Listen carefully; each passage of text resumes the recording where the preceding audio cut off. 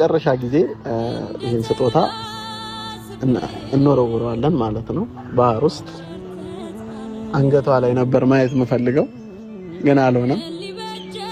ቃል ልገባላት ነበር ሁሌ ከጎኗ እንደምሆን፣ በችግሯም በደስታዋም በሐዘኗም በሁሉም ነገር ከጎኗ ሆኜ አብረን ትልቅ ደረጃ እንደምንደርስ፣ አብረን እንደምንለወጥ፣ ደስተኛ ቤተሰብ እንደምንፈጥር፣ ብዙ ልጆች እንደምንወልድ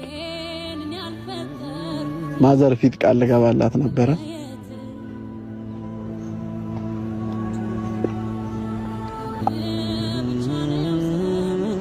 አልሆነም።